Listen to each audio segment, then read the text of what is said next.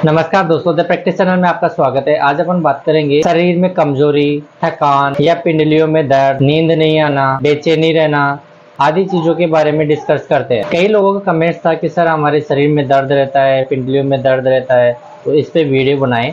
तो आज अपन इस पे वीडियो बना रहे हैं और कुछ इसके बारे में डिस्कस करेंगे, जिससे लोगों को पता चले। अपन 8 वैज्ञानिक कारणों के बारे में बात करेंगे जिससे भी ये समस्या आती है। पहला कारण है इसके अंदर खून की कमी। यदि किसी मरीज को या पेशेंट को या किसी व्यक्ति को खून की कमी हो जाती है तो उसके शरीर में दर्द रहना, शरीर का पीला होना, पिंडलियों में दर्द रहना, अत्यधिक थकान रहना, चक्कर आना, सांस का फूलना, दिल की धड़कन बढ़ना, चक्कर आना आदि समस्याओं का सामना करना पड़ता है। ऐसे मरीजों के लिए कैसे पता चले कि इसके अंदर खून की कमी है या नहीं है? वैसे तो अपन देख के भी मरीज को बता सकते हैं कि इसमें ज़्यादा खून की कमी होती है, उसकी आंखें पीली रहती है, नीचे की जो आंख की जो परत होती है उसकी चमड़ी वाइट रहती है, जीभ का कलर चेंज रहता है, उसके हाथ भी वाइट रहेंगे, यहाँ से ब्लड बिल्कुल भी आपको नहीं दिखेगा। तो कई कारण है, अपन उसको देख के भी पहचान सकते हैं। और इसका इन्वेस्टिगेशन करवाएं तो अपन सीबीसी करवा सकते हैं और उसमें हीमोग्लोबिन की मात्रा चेक करते हैं। हीमोग्लोबिन की मात्रा 10 से ऊपर है तो उसका हीमोग्लोबिन ठीक है। यदि हीमोग्लोबिन 10 से नीचे है तब उसको थोड़ा सा एक बार ध्यान देना पड़ेगा अपने शरीर पे, और कुछ खाने पे और कुछ मेडिसिन या फिर इंजेक्शन उसको लेने पड़ेंगे। अब बात करते हैं इसके दवाई के बारे में। तो कुछ आयरन इंजेक्शन भी आते हैं, कुछ आयरन टेबलेट भी आती है। वो उसकी सिचुएशन और कंडीशन के हिसाब से डिपेंड करता है। लेकिन आप खाने के अंदर हरी पत्तेदार सब्जियां, चकुंदर, केवी फल, अनार आदि का सेवन कर सकते हो। दूसरा कारण होता है इसका डायबिटीज। डायबिटीज यदि किसी पेशेंट को है तो उसको थकान होना, बार बार पेशाब लगना, बार बार भूख लगना, चक्कर आना, बहुत थकान महसूस होना आदि समस्याएं हो जाती है, जिससे पेशेंट को कमजोरी महसूस होती है, थकान महसूस होती है और वो सारे दिन भर बैठे रहने का या सोने रहने का उसका मन करता है। इस बीमारी को पहचानने के लिए अपने शरीर का एक टेस्ट होता है जिसको HbA1c बोलते हैं। यदि HbA1c का लेवल 6.5 से ऊपर है तो आपको डायबिटीज है। HbA1c अपने जो पिछले 3 महीने का स्कोर बताता है कि इतना डायबिटीज अपने शरीर में रहा है। ये भी अपन डायबिटीज की पहचान कर सकते हैं। अब डायबिटीज में भी मेडिसिन वगैरह चलती है, लेकिन वो पेशेंट की सिचुएशन और कंडीशन के हिसाब से दी जाती है कि पेशेंट को कितने दिन से डायबिटीज है या किस लेवल पे डायबिटीज है, उसके हिसाब से दवाई दी जाती है। आप घरेलू उपाय के हिसाब से मीठा बंद कर सकते हो, बिल्कुल भी मीठा नहीं खाना। आप खट्टे पदार्थ ज़्यादा सेवन करें। अपन ने एक सेपरेट वीडियो बना रखा है कि क्या खाए क्या नहीं खाए, तो इसके डायबिटीज़ का एक वीडियो अपना यूट्यूब पे पहले से ऑलरेडी चल रहा है, उस पर भी आप जाके देख सकते हो यदि आपको डायबिटीज़ है। तीसरा कारण होता है थायराइड। यदि किसी व्यक्ति को थायराइड की प्रॉब्लम है तो भी उसके शरीर में थकान होना, किसी का शरीर थायराइड के अंदर फूल जाता है या किसी का कम हो जाता है, सुस्ती रहना, बेचैनी रहना, बालों का झड़ना या शरीर में सूजन आना आदि समस्याएं हो सकती है। अब इसका पता लगाने के लिए एक खून की जांच होती है जिसको अपन थायराइड प्रोफाइल बोलते हैं। थायराइड प्रोफाइल के अंदर T3, T4 या TSH तीनों उसके अंदर आ जाते हैं। यदि आपके थायराइड का लेवल बढ़ रहा है, इसके लिए कुछ मेडिसिन चलती है जिससे भी आपको आराम मिल जाता है। थायराइड की मेडिसिन रेगुलर खाली पेट लेना रहता है। सुबह सुबह उस टेबलेट को लेके 1 घंटे तक कुछ नहीं खाना, ये आपको एक ध्यान रखने की बात है। चौथा कारण होता है विटामिन D3 की कमी होना।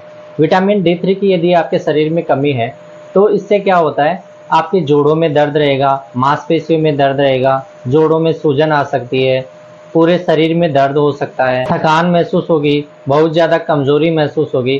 तो ये चीज़ें भी विटामिन D3 की वजह से होती है।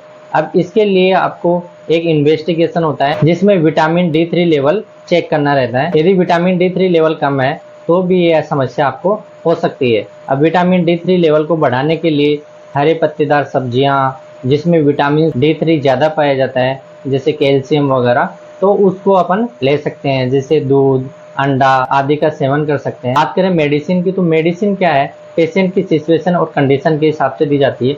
इसके ऊपर भी अपन एक सेपरेट वीडियो बनाएंगे जिससे आपके विटामिन D3 का लेवल बढ़ाया जा सके। इसका वीडियो देखना है तो भी आप आई बटन पे क्लिक करके देख सकते हो शॉर्ट वीडियो के अंदर। पांचवा कारण होता है इसका विटामिन B12 की कमी। यदि विटामिन B12 भी आपके शरीर में कम है तो आपको थकान होना, कमजोरी महसूस होना, हाथ पैरों की अंगुलियों में सुन्न होना, मांसपेशियों में दर्द रहना, सूजन आना और खून की कमी, ये समस्याएं हो सकती है।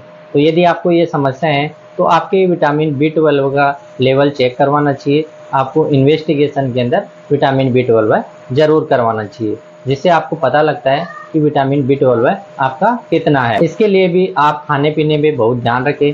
जिसमें विटामिन B12 की मात्रा होती है वो आप खाने पीने में ले सकते हैं। इसके लिए भी एक सेपरेट वीडियो बनाएंगे जिसको आप अपने चैनल पे जाके देख सकते हो। नेक्स्ट और छठा कारण है इसका जीवन शैली तनावपूर्ण होना। इसमें क्या होता है, किसी व्यक्ति को यदि कोई टेंशन है, टेंशन मतलब वो ज्यादा सोचता है परिवार के बारे में या और किसी के बारे में, अपने फ्यूचर के बारे में, तो उसको भी ये बीमारी हो सकती है। उस व्यक्ति को थकान महसूस होगी, नींद नहीं आएगी, शरीर की मांसपेशियों में दर्द रहेगा, सिर में दर्द रहेगा, मांसपेशियों में खिंचाव रहेगा, कमजोरी महसूस होगी और दिल की धड़कन बढ़ी हुई मिलेगी। यदि किसी व्यक्ति को टेंशन है तो उसकी दिल की धड़कन आपको बढ़ी हुई मिलती है।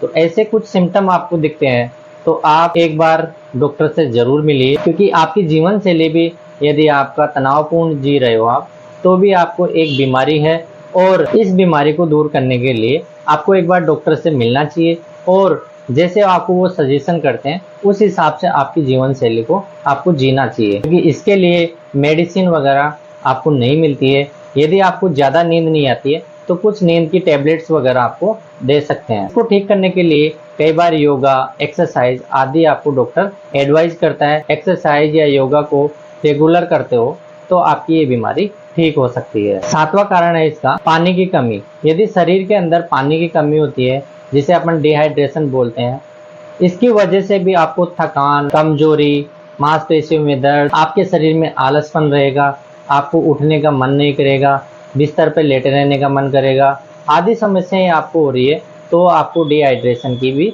कमी हो सकती है। यदि डिहाइड्रेशन की कमी है तो आपकी त्वचा सूखी सूखी महसूस होती है, आपकी जीभ आपको ड्राई लगेगी, गला बार बार सूखेगा, प्यास लगेगी बार बार आपको, तो आपको समझ जाना चाहिए कि डिहाइड्रेशन प्रॉब्लम है।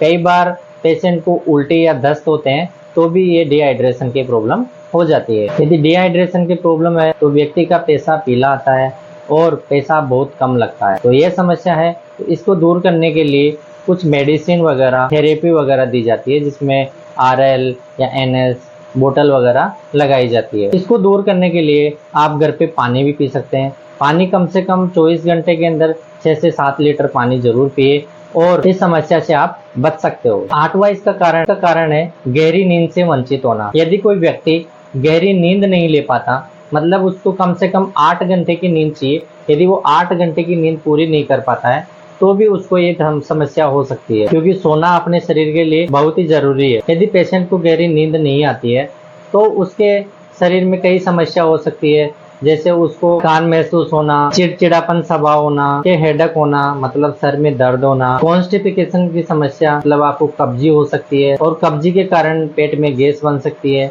आदि समस्याओं का सामना करना पड़ता है। तो यदि ये समस्याएं हैं तो इनको दूर करने के लिए मिनिमम आपको 8 घंटे की नींद लेना जरूरी है। यदि आपको नींद नहीं आ रही है तो आपको एक बार डॉक्टर से ज़रूर मिलना चाहिए। और यदि आप किसी काम की वजह से सो नहीं पाते हो या प्रॉपर आप डेली नहीं सो पा रहे हो तो डॉक्टर से ज़रूर मिलें। इसके लिए भी डॉक्टर आपको एडवाइस करता है कि योगा, एक्सरसाइज और खाने पीने का ध्यान रखना। कुछ अपनी लाइफ स्टाइल भी सुधारनी चाहिए, जैसे मोबाइल, टीवी आदि को क्या है कम से कम सोने से 1 या 2 घंटे पहले साइड में रखना चाहिए और सोने से पहले कम से कम 1 या 2 घंटे से पहले खाना खाना चाहिए। इन छोटी छोटी चीज़ों का आपको ध्यान रखना चाहिए। ऐसे इन्फॉर्मेशन वीडियो देखने के लिए हमारे चैनल को लाइक एंड सब्सक्राइब करें। धन्यवाद, थैंक यू।